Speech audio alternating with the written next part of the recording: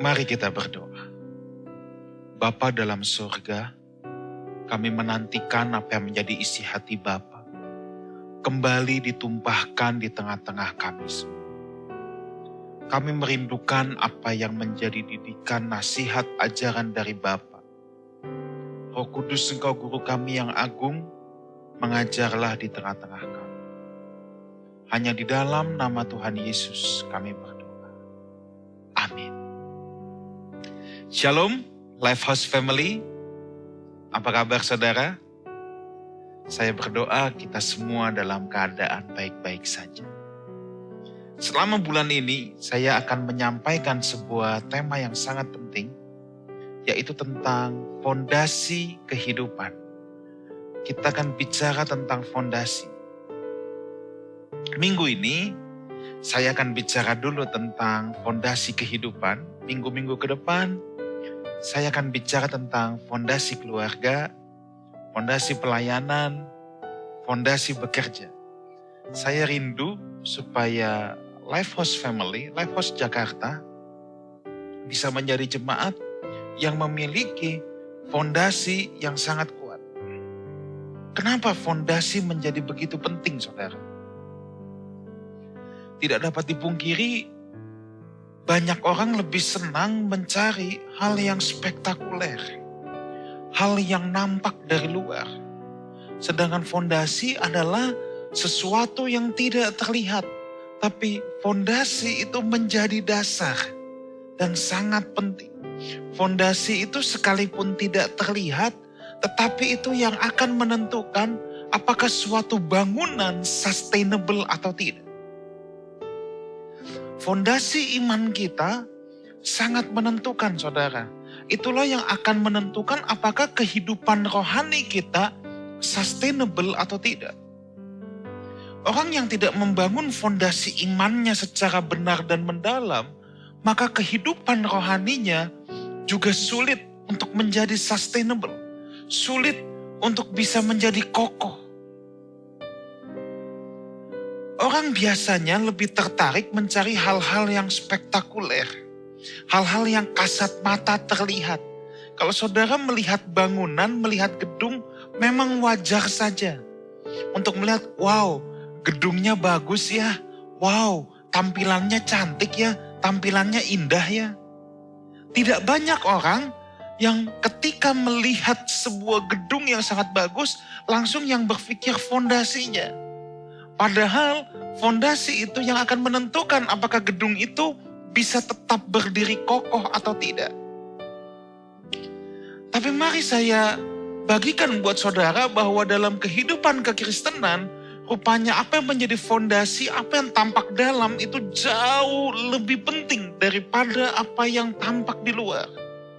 Apa yang ada di dalam kita itu jauh lebih penting, sebab itu yang akan menentukan kehidupan kekristenan kita.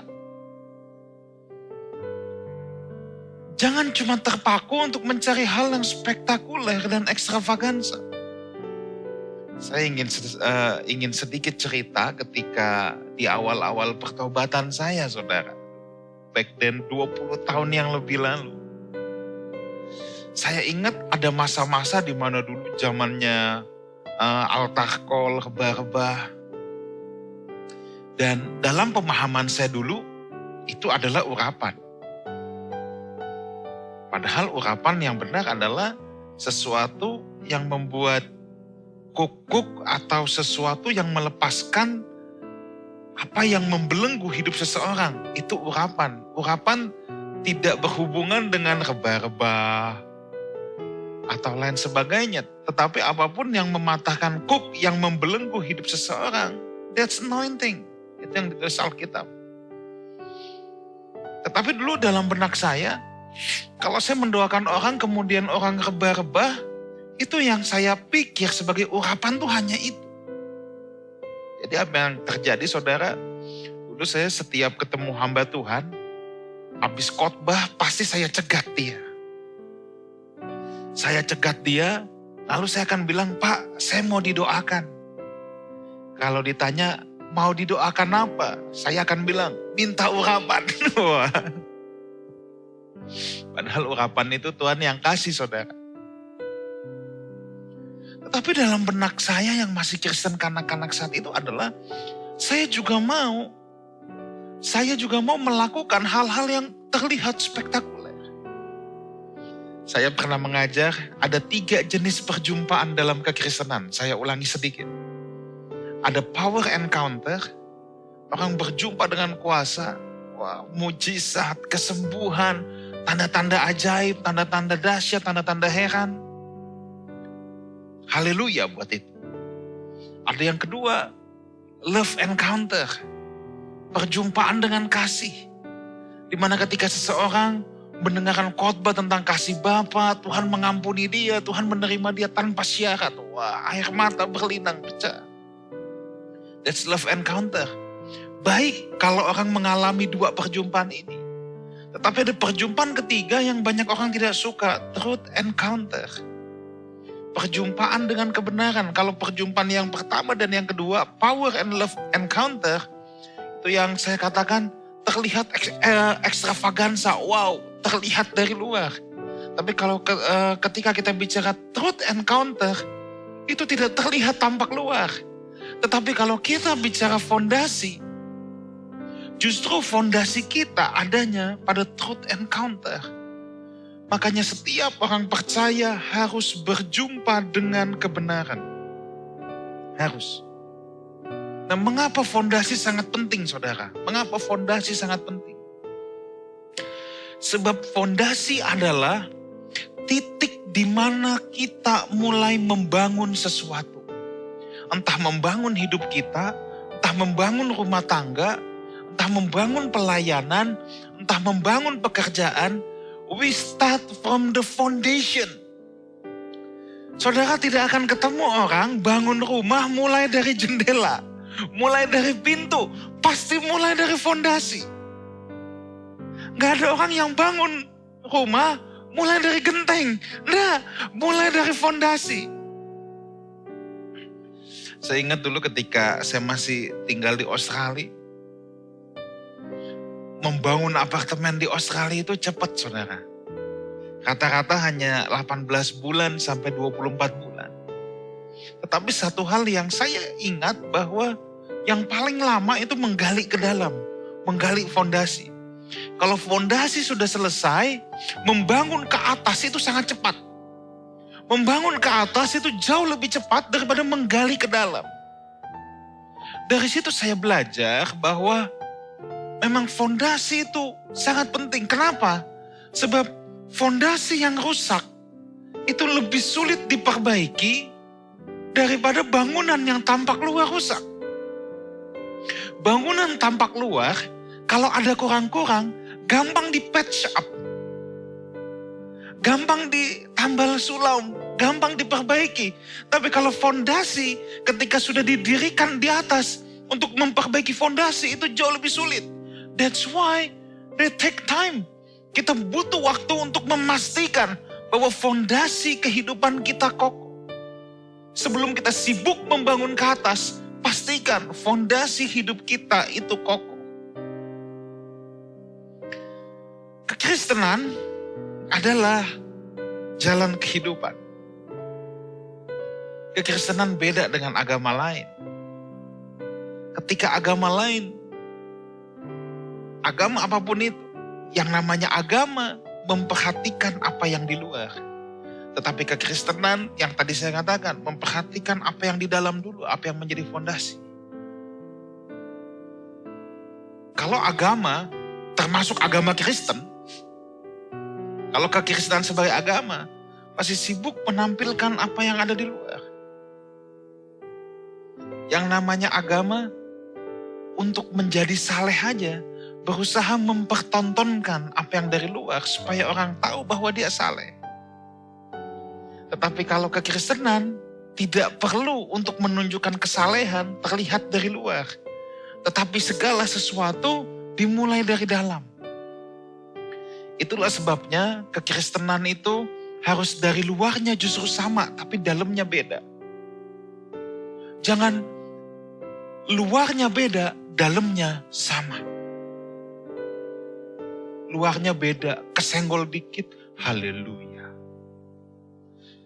Kaki keinjak, puji Tuhan. Tapi dalamnya sama, brengsek itu orang. Wah ngajar, gua hantem nanti. Nah, luarnya beda memang. Kalau kesenggol, haleluya, tapi dalamnya kutil betul. Nah. Tapi kekristenan itu luarnya sama aja. Kalau keinjek, au, ya nggak apa-apa. Kalau sakit, au. Nggak usah, kalau sakit, puji Tuhan. Tapi dalamnya menggerutu. Lebih baik kalau keinjek, au. Tapi dalamnya nggak apa-apa. Dia kan juga nggak sengaja. Kekristenan adalah sebuah gaya hidup. Agama mempertontonkan kesucian, kesalehan, apa yang terlihat di luar. Tetapi kalau kekristenan, kesucian lahir dari dalam. Itulah sebabnya saya harus katakan gini, kekristenan adalah gaya hidup. Bukan hidup gaya. Bukan hidup bergaya. Agama itu hidup gaya. Kalau kekristenan bukan lagi menjadi gaya hidup, kekristenan menjadi agama, itu sama, hidup gaya. Mau terlihat suci, mau terlihat saleh, dan lain sebagainya. Menunjukkan perbedaan dari apa yang tampak luar. Tetapi kekristenan adalah gaya hidup. Bicara gaya hidup, sesuatu yang sudah integral dengan dirinya. Sesuatu yang sudah menyatu dengan dirinya. Jadi saudara harus ingat ini, kekristenan adalah gaya hidup, bukan hidup gaya. Jadi kalau saudara masih senang bergaya, masih suka show off, jangan-jangan kita belum jadi Kristen yang betul. Kristen adalah pengikut Kristus. Kristen adalah sekelompok orang yang memiliki gaya hidup Tuhan Yesus. Gaya hidupnya. Bukan sibuk hidup bergaya. Yohanes 1 ayat yang ketiga. Kita akan mulai dari sini dulu. Yohanes 1 ayat yang ketiga. Ini adalah fondasi hidup kekristenan kita. Segala sesuatu dijadikan oleh Dia, dan tanpa Dia tidak ada sesuatu pun yang telah jadi dari segala sesuatu yang telah dijadikan. Segala sesuatu dijadikan oleh Dia, dan tanpa Dia tidak ada sesuatu pun yang telah jadi dari segala yang telah dijadikan. Ayat ini luar biasa, saudara. Fondasi hidup kita itu harus firman. Alkitab berkata segala sesuatu dijadikan oleh Dia. Jadi dunia zaman dulu, sekarang sampai dunia yang akan datang dijadikan oleh firman. Dasarnya, fondasinya adalah firman. Itu sebabnya masalah besar kalau kita hidup di luar firman. Sebab memang kita dijadikan oleh firman. Bahkan dunia ini dari dulu, sekarang sampai dunia yang akan datang dijadikan oleh firman. Sebab tidak ada segala sesuatu yang tidak dijadikan oleh Dia. That's why kalau orang memutuskan untuk hidup di luar firman, itu sangat berbahaya. Orang yang tidak punya fondasi yang kuat, gampang kecewa, saudara. Sebab fondasinya bukan firman Tuhan. Pendeta tidak menebusmu, saya tidak menebus saudara. Yang menebus saudara adalah darah Kristus. Kalau sampai ada orang yang gampang kecewa dengan pendeta, dengan keadaan, dengan apapun itu, kemungkinan besar dia tidak mendasarkan, tidak menjadikan firman adalah fondasi. Saya bukan fondasi saudara, firman fondasi saudara. Saya juga berusaha untuk hidup benar, ingin jadi teladan. Tetapi bagaimanapun, saya tidak menebus saudara. Dasar saudara adalah firman Tuhan. Kita buka Alkitab kita, Lukas pasal yang ke-6. Mulai dari ayat yang ke-46. sampai dengan 49. Kita akan berangkat dari sini sekarang. Mengapa kamu berseru kepadaku Tuhan, Tuhan, padahal kamu tidak melakukan apa yang aku katakan? Kita stop dulu. Mengapa kamu berseru Tuhan, Tuhan, padahal kamu tidak melakukan apa yang aku katakan? Ini saya sedang membahas bagaimana kita membangun fondasi yang kuat. Tuhan itu Lord, Kurios, pemilik kehidupan. Tidak ada hamba yang tidak mendengarkan tuannya. Kalau hamba tidak menuruti tuannya, berarti dia bukan hamba. Oke, kalau hamba itu hak hidupnya sudah dibeli. Seandainya saudara punya ART, asisten rumah tangga. Asisten rumah tangga itu bukan hamba, saudara ya.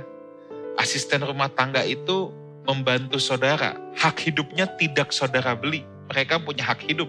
Kalau yang namanya hamba itu tidak punya hak hidup. Sebab sudah dibeli oleh tuannya.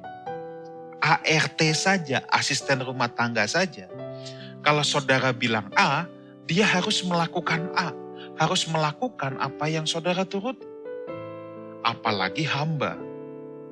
Itulah sebabnya ketika seseorang memanggil Yesus itu Tuhan, Tuhan, itu panggilan yang sangat mahal. Dengan kata lain, kata Alkitab bilang, mengapa kamu berseru kepadaku Tuhan, Tuhan, padahal kamu tidak melakukan.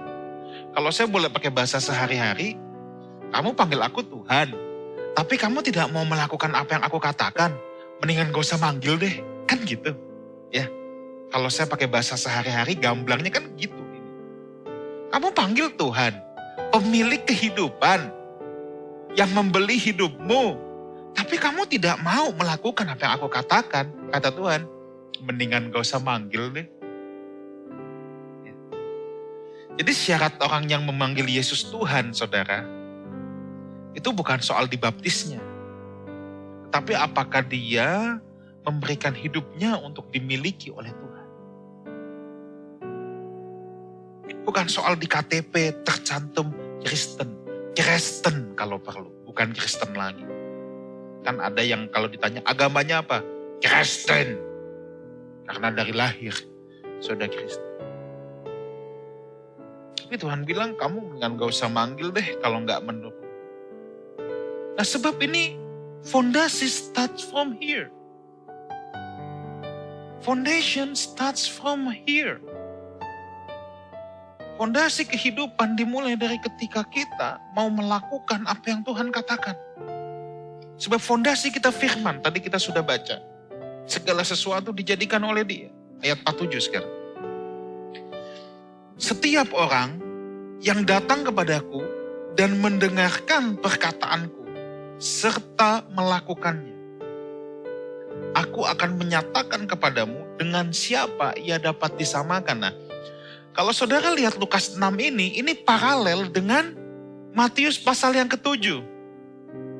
Di Matius pasal yang ke-7 ditambahkan orang yang bijaksana. Ada kata-kata itu, orang yang bijaksana. Nah, setiap orang yang datang kepadaku dan mendengarkan perkataanku serta melakukannya. Saya akan bacakan dalam bahasa Inggris versi NIV.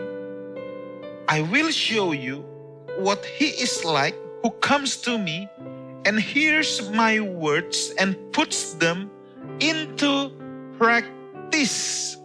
Ini kata-kata yang penting, put them into practice. Kalau Alkitab bahasa Indonesia memang cuma berkata yang melakukan. Tetapi kalau bahasa Inggris ini lebih persisi, put them into practice. Berlatih. Yang namanya berlatih itu nggak ada yang satu kali, berulang-ulang. Apa tujuan latihan? Supaya jadi ahli, supaya yang tidak cakap menjadi cakap, makanya berlatih.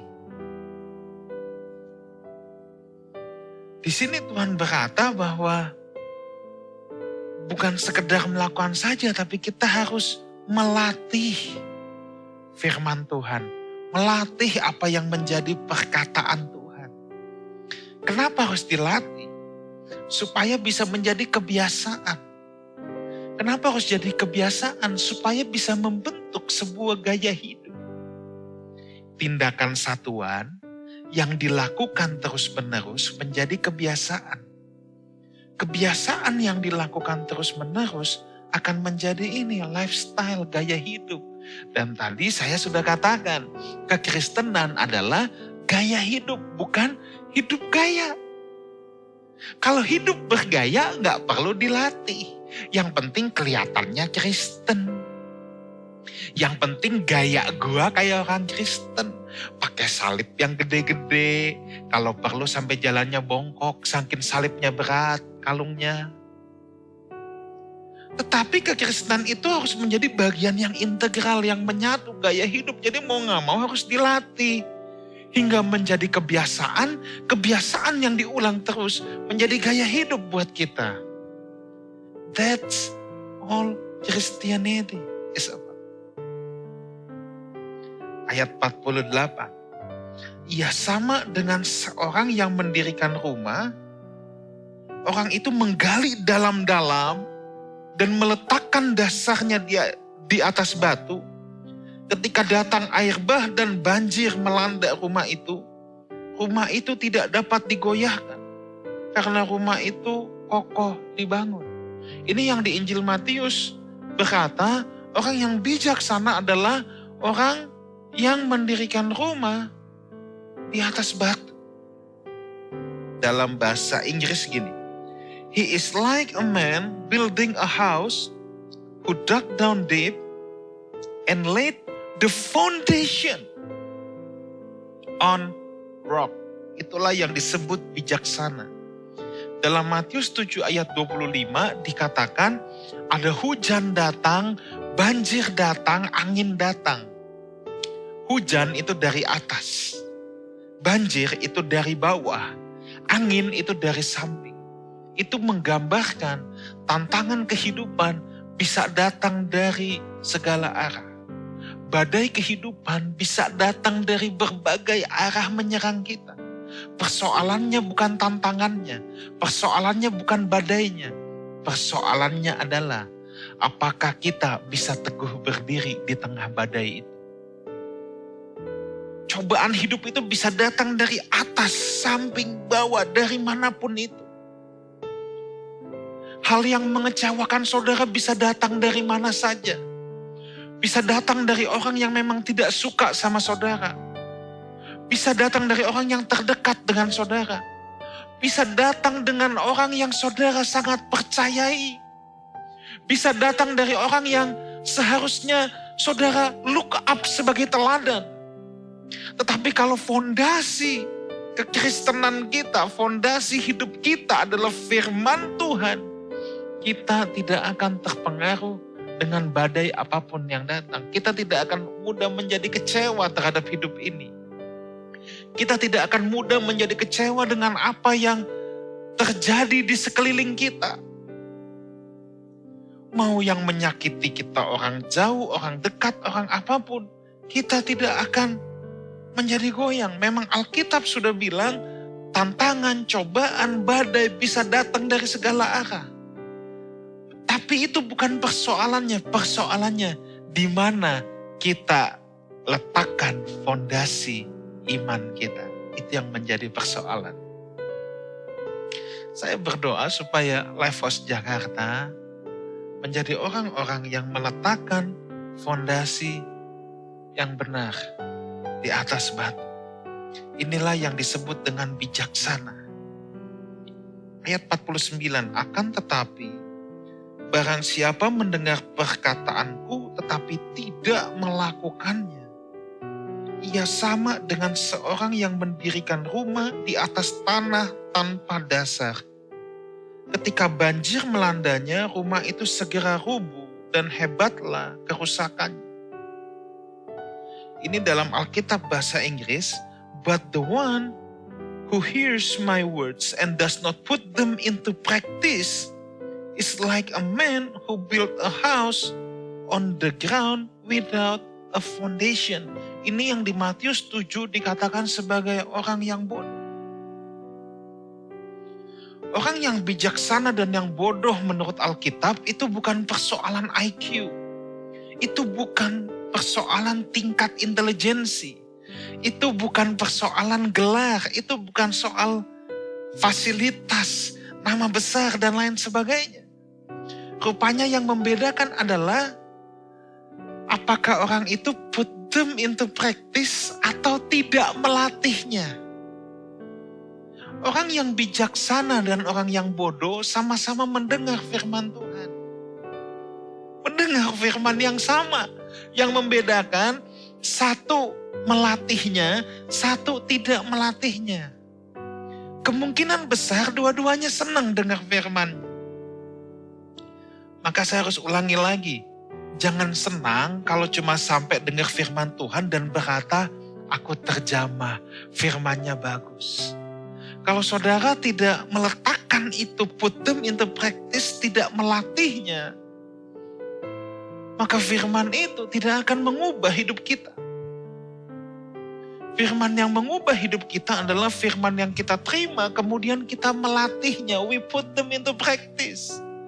Rupanya ketekunan untuk melatih kebenaran firman Tuhan dalam hidup kita, itulah yang membedakan orang yang bodoh dan yang bijaksana. Jadi bodoh dan bijaksana itu bukan soal orangnya.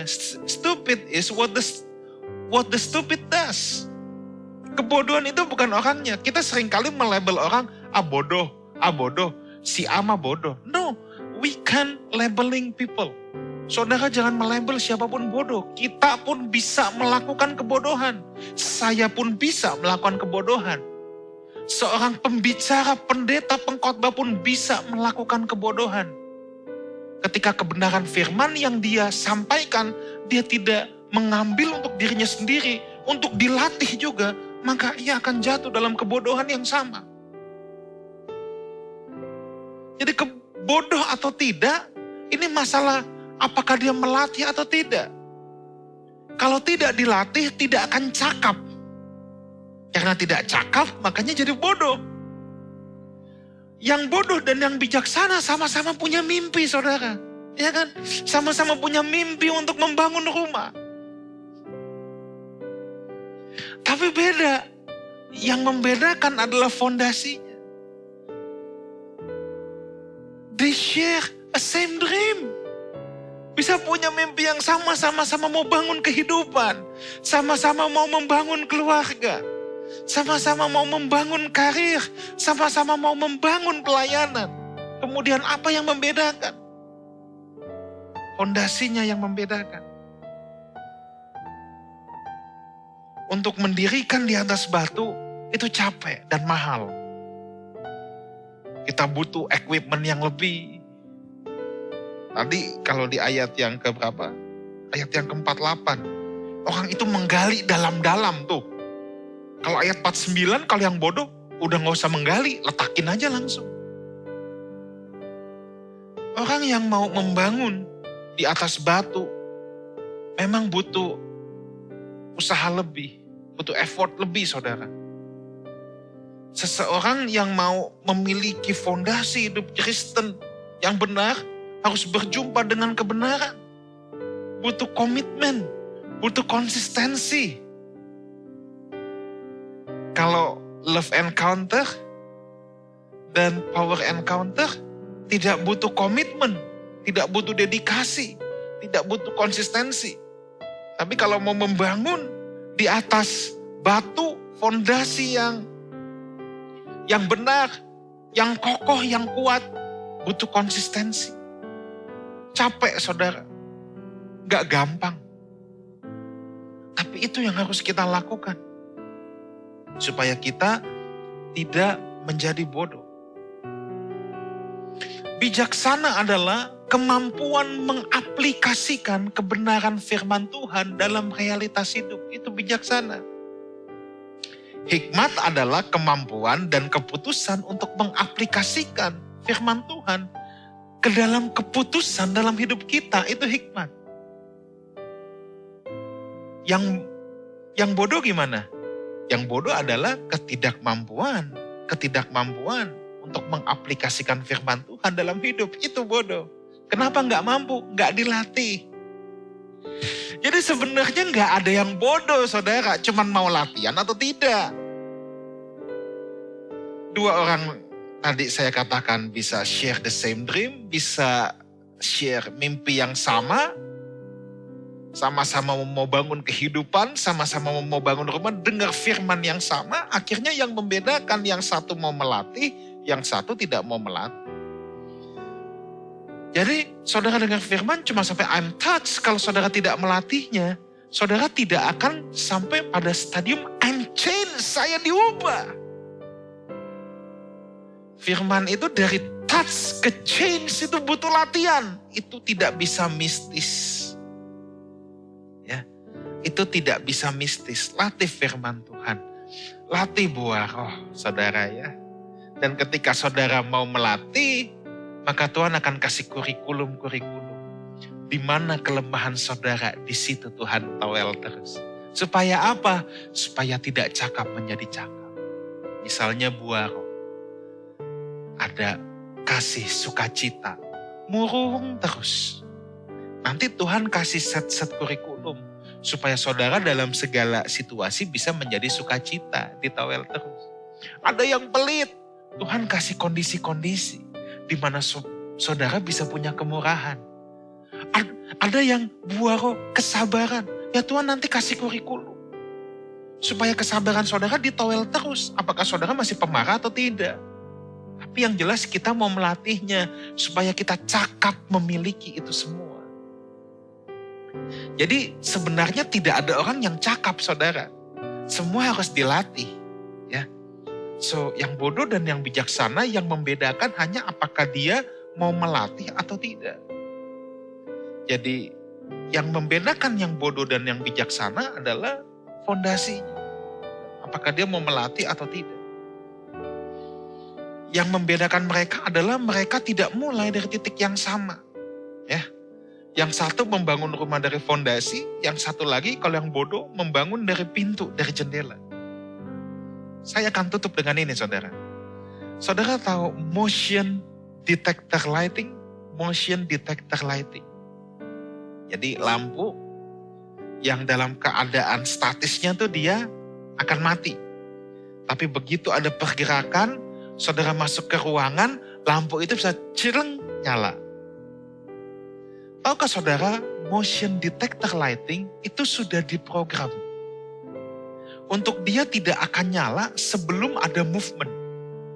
Lampu itu hanya akan menyala kalau sudah ada movement. Selama tidak ada movement, lampu itu mati. Pertanyaan saya, cahayanya ada nggak di sana? Ada. Powernya ada nggak di sana? Ada. Tetapi barang itu sudah diprogram. Selama tidak ada movement, maka cahaya, biarpun power ada di sana, cahaya ada di sana tidak akan bekerja. Harus ada movement. Sebab barang itu memang diprogramnya demikian. Nah dengar baik ini. Tuhan telah memprogram firman-Nya seperti itu.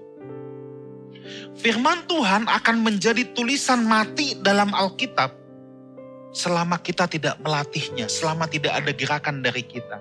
Tetapi begitu ada movement dari kita, firman ini bisa menjadi firman yang hidup, yang berkuasa dalam hidup kita. Tapi perlu movement dari kita. Selama tidak ada movement dari kita, firman ini hanya tulisan mati dalam sebuah buku. Tapi begitu ada pergerakan dari kita, kita memutuskan mau melatihnya, firman ini akan menjadi firman yang hidup. Kenapa saudara? Sebab memang manusia sejak awal diciptakan Tuhan untuk menjadi rekan sekerja Tuhan. Kekristenan tidak bisa pasif. Kekristenan tidak bisa hanya menyuruh Tuhan yang bekerja. Tuhan bekerjalah. No, Tuhan mau kita yang bergerak. Jangan kita terus memerintahkan Tuhan untuk bergerak dan kitanya diam di tempat. Firman Tuhan diprogram, kita yang bergerak dulu.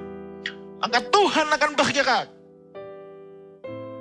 Laut Kolsom tidak akan terbelah kalau Musa tidak terlebih dahulu mengacungkan tongkat. Sungai Yordan tidak akan terbelah kalau para imam tidak melangkahkan kakinya dulu masuk, baru Tuhan belah sungai itu. Bahkan Lazarus tidak bisa bangkit dan keluar dari kubur kalau orang-orang tidak mendengarkan Tuhan Yesus untuk menggeser batunya dulu. Selalu ada movement dari manusia dulu, baru Tuhan bekerja di dalamnya.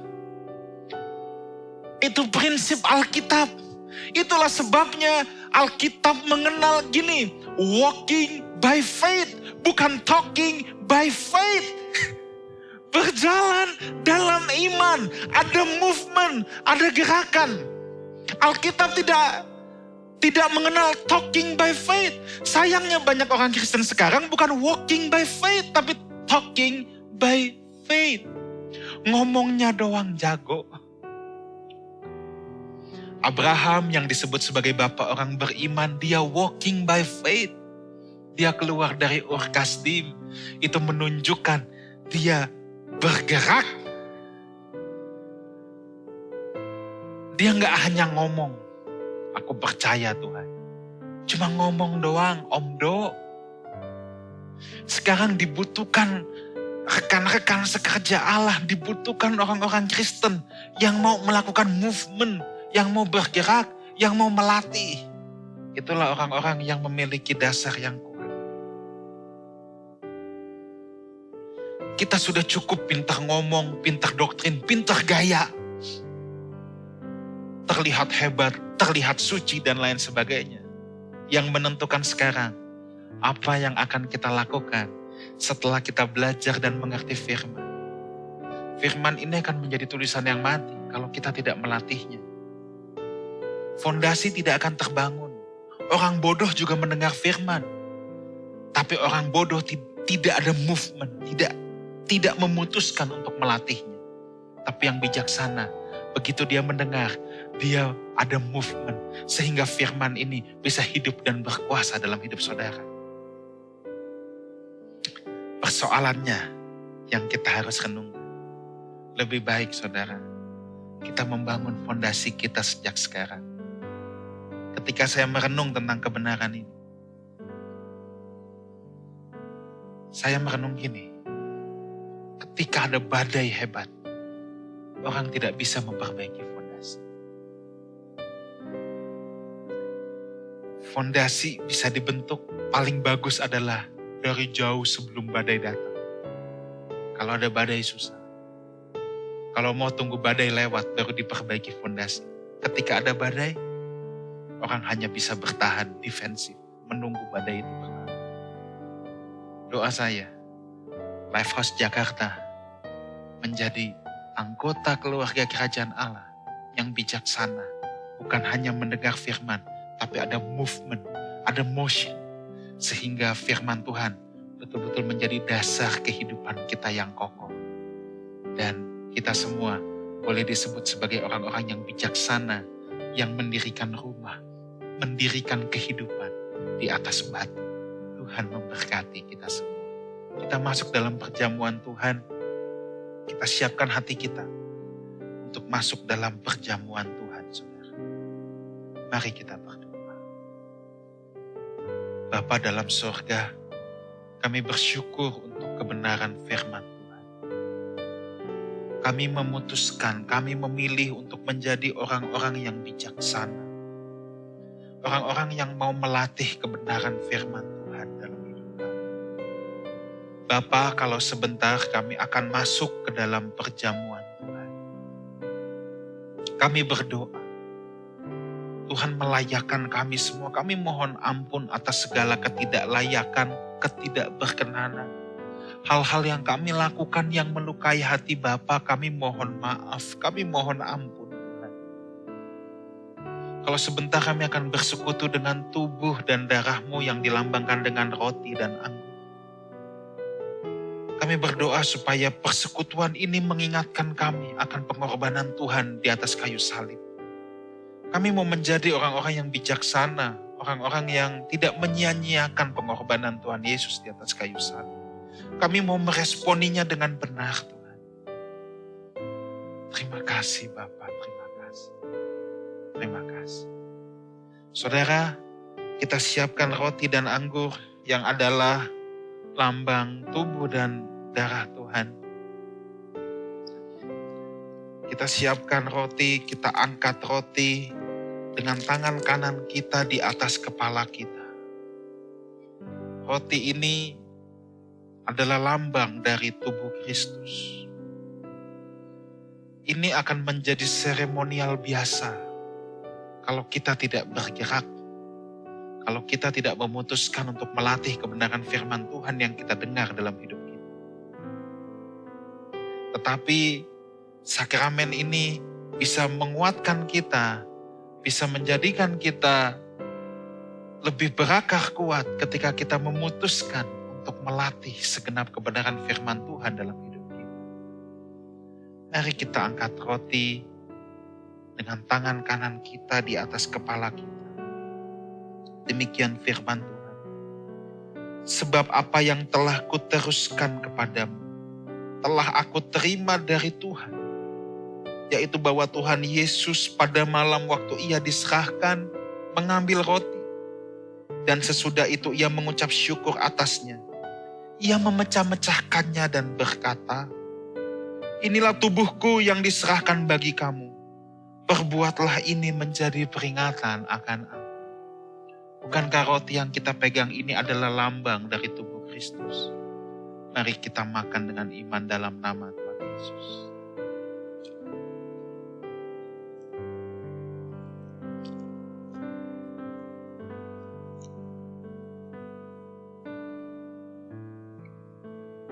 Kasih Tuhan. Mari kita angkat anggur dengan tangan kanan kita di atas kepala kita. Demikian juga ia mengambil cawan sesudah makan lalu berkata, cawan ini adalah perjanjian baru yang dimeteraikan oleh darahku. Perbuatlah ini setiap kali kamu meminumnya menjadi peringatan akan aku. Sebab setiap kali kamu makan roti ini dan minum cawan ini, kamu memberitakan kematian Tuhan sampai ia datang. Bukankah anggur yang kita pegang ini adalah lambang dari pengorbanan darah Tuhan Yesus Kristus? Mari kita minum dengan iman dalam nama Tuhan Yesus. Mari kita bangkit berdiri saudaraku dimanapun saudara berada. Kita bangkit berdiri, kita ucapkan syukur kita. Haleluya. Terima kasih Tuhan untuk pengorbanan-Mu di atas kayu salib. Terima kasih untuk tubuh dan darah-Mu Tuhan Yesus yang telah tercurah 2000 tahun yang lalu untuk menebus kami dari jurang kegelapan. Kami tidak mau menyia-nyiakan pengorbanan Tuhan Yesus. Kami mau menghidupi kematian Tuhan. Kami mau memberitakan kematian Tuhan sampai Engkau datang kembali yang kedua kali. Biarlah Tuhan Yesus dalam hidup kami boleh terus belajar memperagakan gaya hidup Tuhan Yesus. Bukan sekedar hidup bergaya, tetapi menjadikan gaya hidup Tuhan Yesus menjadi gaya hidup yang kami kenakan dalam hidup kami. Bapa, hamba berdoa Engkau memberkati setiap anak-anak-Mu yang telah bersama-sama mendengarkan firman Tuhan, mengikuti perjamuan kudus. Engkau lihat segala pergumulan mereka yang membutuhkan jalan keluar. Hamba berdoa, Tuhan yang berikan jalan keluar. Mereka yang membutuhkan pertolongan-Mu, yang membutuhkan uluran tangan-Mu, aku berdoa Tuhan, supaya tangan Tuhan yang terulur, yang menopang mereka. Terima kasih Bapa. Sekarang angkatlah kedua belah tangan-Mu. Kiranya Tuhan memberkati saudara semua. Diberkatilah keluar masuk-Mu. Diberkatilah apapun yang saudara kerjakan. Sebab saudara mengerjakannya untuk kepentingan Tuhan. Kiranya Tuhan memberkati saudara. Tuhan menyinari saudara dengan wajahnya. Dan kiranya berkat dari Allah Bapa, cinta kasih karunia dari Tuhan kita Yesus Kristus, persekutuan yang indah dan yang manis dengan Roh Kudus, menyertai kita semua sampai Maranatha. Tuhan Yesus datang untuk yang kedua kalinya, menjemput saudara-saudaranya yang hidup berkenan kepadanya. Sama-sama kita katakan, amin. Happy Sunday. God bless you all. Tuhan memberkati.